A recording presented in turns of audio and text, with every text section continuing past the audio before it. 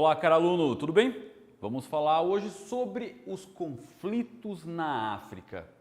Para a gente poder entender isso, precisamos ver que a questão da pobreza e de toda a questão do subdesenvolvimento africano, ele não tem a ver simplesmente com a questão da atividade econômica. Ele vai ter condições e características geopolíticas, históricas e diversos outros assuntos que vamos abordar nessa aula. Para a gente poder entender e fazer um cenário dessa situação dos conflitos africanos, precisamos entender o processo da colonização do continente africano ocorrido a partir de 1885, lá com a Conferência de Berlim. O processo imperialista neocolonialista dividiu os territórios africanos pelos países industrializados europeus e acabou criando territórios que foram baseados em fronteiras artificiais, fronteiras políticas artificiais, de uma maneira em que não preocupou-se com fronteiras naturais no sentido de ter um ponto de cumeada nas montanhas, o fundo de um rio, a criação ali de uma divisão de uma estrada de ferro, de uma rodovia, enfim, não houve preocupação em organizar as pessoas que já viviam ali, pois havia a ideia de uma missão civilizatória no continente africano, quando na real era para saquear de fato os recursos naturais. Então, esse processo neocolonialista, ele veio com interesses do capitalismo industrial. Partindo dessa premissa, percebeu-se então a organização de diversas colônias onde ligava povos inimigos dentro do mesmo território. Características de território de maneira diversa que não compõem basicamente ali um país ou uma tribo ou uma região de uma maneira natural. O critério da regionalização nesses espaços acabou sendo um critério aleatório, não teve algo extremamente definido.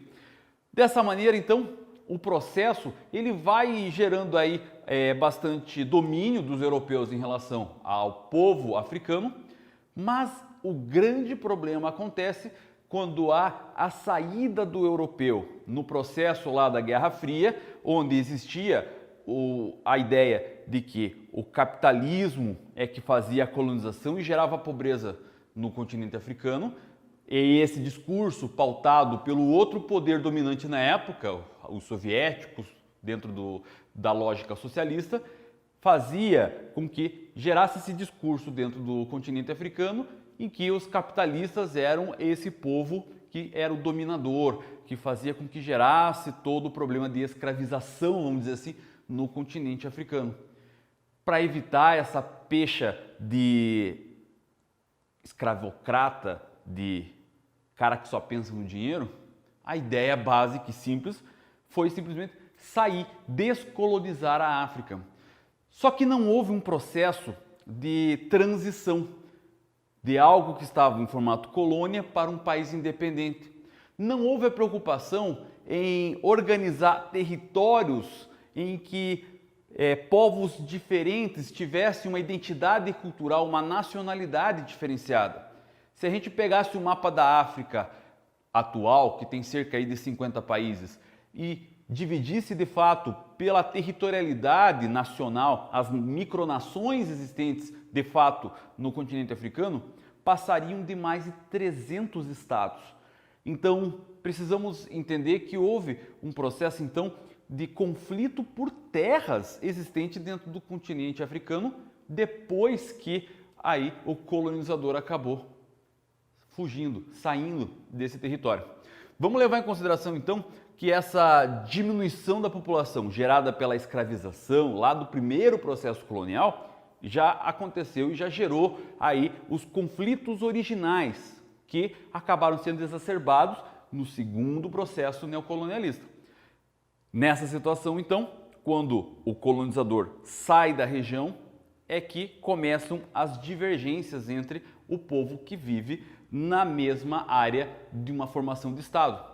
Vamos pensar então, imagine que eu sou da tribo A, que eu acabo governando para os meus, para o povo, criando políticas públicas para o povo A. O povo B, que também está no mesmo estado, acaba sendo segregado. Essa segregação acaba gerando manifestações aí contrárias a esse processo. vai gerando processos então de ira que acaba gerando em conflito, bastante armado inclusive, dependendo da situação, com mortes aí, violência bastante forte. Vamos tentar entender então que a África, ao longo de todo esse processo, acabou gerando diversos problemas sociais, de miséria, principalmente envolvido por esses conflitos. Vamos levar em consideração aqui já um exemplo do principal conflito, aqui o conflito em Darfur, no Sudão. Darfur é uma região da parte mais a oeste do Sudão. É uma região onde as terras agricultáveis acabam sendo melhores para o desenvolvimento das atividades econômicas. Consequentemente, nessa região acaba tendo ali uma ideia de identidade nacional diferenciada daquela em Khartoum, que é a capital do Sudão. Dessa maneira, então, o governo de Khartoum, obviamente, ele não entende que aquela região ali tem uma outra dinâmica, vamos dizer assim, e quer que os recursos sejam apropriados pela população que vive em Khartoum. Agora, já em Darfur, eles têm uma outra identidade, inclusive eles têm uma orientação religiosa diferenciada, enquanto de um lado é cristão, do outro é muçulmano. Então, além dessa característica das atividades econômicas que já interferem e geram divergências, nós temos ainda uma divergência religiosa na região, que acaba exacerbando os processos ali de conflitos armados. Nesse mesmo rolê, nesse mesmo processo ali de problemas dentro do Sudão, ainda existia a região do Sudão do Sul, que era uma região de jazida petrolífera mais antigamente, que também era novidade para a população e queria que aquela parte também fizesse aí relação com Khartoum, a capital. Só que devido aí a processos de negociações de paz, hoje houve uma divisão do território entre o Sudão e o Sudão do Sul. Então a capital do novo país, Juba, acaba ficando tranquila ali. Mas agora nós temos o conflito básico do Sudão, o Estado sudanês, da parte da capital Khartoum, com a região de Darfur. Então, diversos conflitos armados, problemas estão acontecendo devido ali à atividade econômica e o processo da religiosidade. Agora, em Ruanda, assim como também em Uganda e Burundi, acabou gerando um dos processos genocidas mais cruéis da nossa história. Mais precisamente no ano de 1994, houve em um dia, no dia 17 de julho de 1994, o maior genocídio que já aconteceu no planeta. Mais de 100 mil pessoas foram assassinadas naquele dia de uma determinada tribo. É uma situação cruel que reflete no processo da colonização existente em tudo isso. Vamos entender o contexto. Naquela região, Uganda, Ruanda e Burundi, dominava a Bélgica. O Congo belga da região acabava sendo o grande colonizador. Então, durante muito tempo, os belgas davam a administração de determinados territórios para os Tutsis. O Tutsi é uma tribo, uma etnia da região, que tem uma estatura maior, um corpo mais definido, próximo do biotipo belga, com exceção da cor, claro. Então, o Tutsi ele era mais alongado, entroncado, forte, mais parecido com o biotipo do belga. Assim, ele acabava se identificando mais, enquanto os Hutus eram menores, estatura bem mais baixa, com uma tonalidade de pele muito mais escura.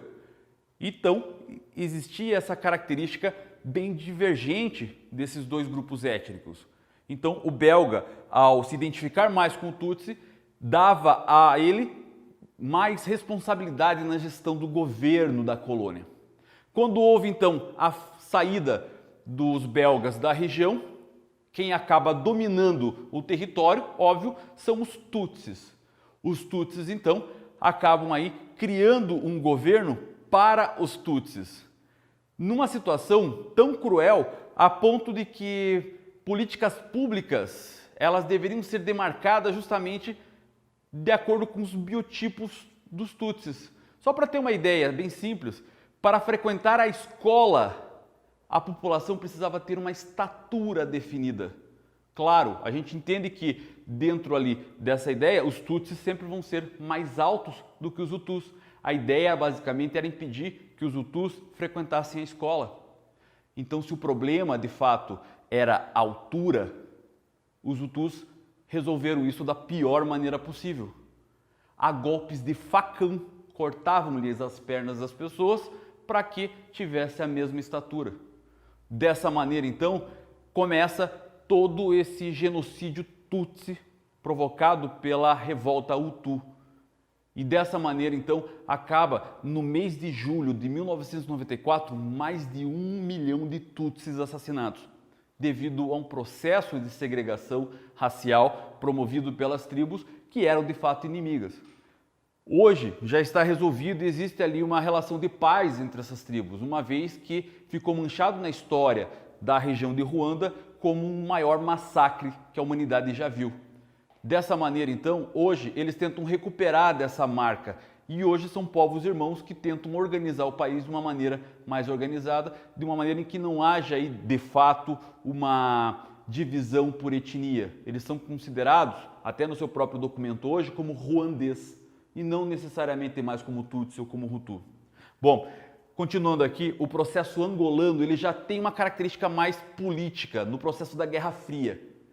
Dentro desse processo da Guerra Fria, na parte da independência de Angola, Portugal ainda dominava a região, então criou-se dois grupos aí pró-independência do desenvolvimento aí de Angola.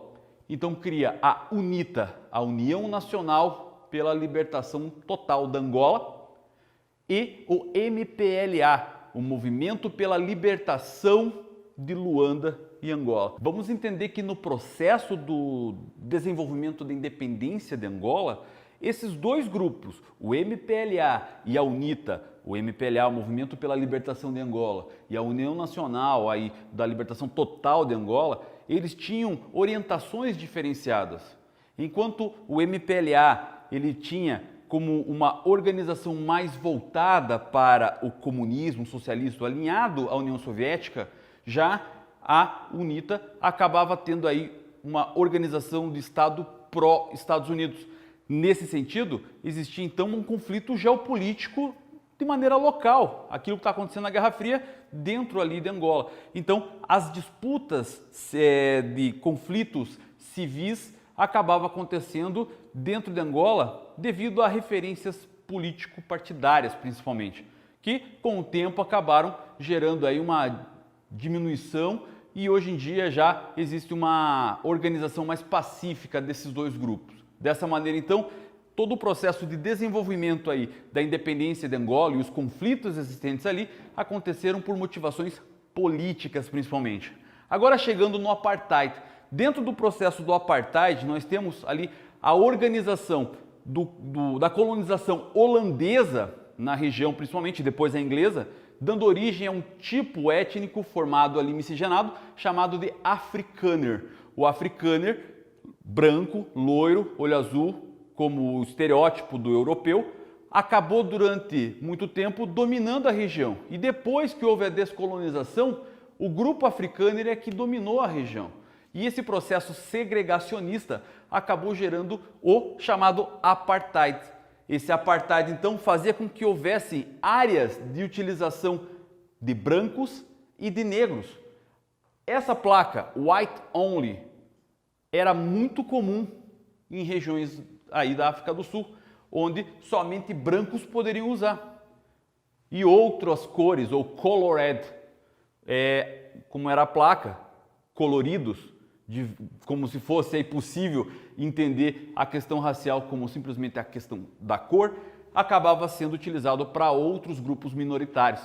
Assim, o processo segregacionista acabou gerando diversos problemas, até que no ano de 1995 assume o poder então aí Nelson Mandela, que vem de um processo justamente de prisão política, que acaba sendo libertado e virando o presidente e governando para todo o país, para toda a África do Sul. Não importa se ele era branco, se era negro, se era africâner, se era inglês, se era zulu, todos eles ali tendo uma única ideia de nação. Só para a gente poder entender processo de conflitos no território africano, ele envolve tanto a questão militar, a questão ali de luta armada pelos territórios, processos que acabaram gerando aí conflitos na questão étnica, como nos Tutsis e Hutus, que acabaram gerando aí um conflito bem complicado no sentido aí do genocídio existente, a busca por recursos naturais, como é o caso aí de Darfur, como é o caso de regiões ali como Serra Leoa, por exemplo, e também a segregação racial, que acaba gerando ali um processo de diferenciação da população, que pode ser ali considerado como raça, quando na verdade só existe uma raça humana. Dessa maneira, então, os problemas africanos acabaram acontecendo. E, com o tempo, nós torcemos para que isso passe a melhorar. Eu espero que você tenha entendido essa aula e eu vou ficando por aqui. Muito obrigado por ter assistido essa aula e tchau, tchau!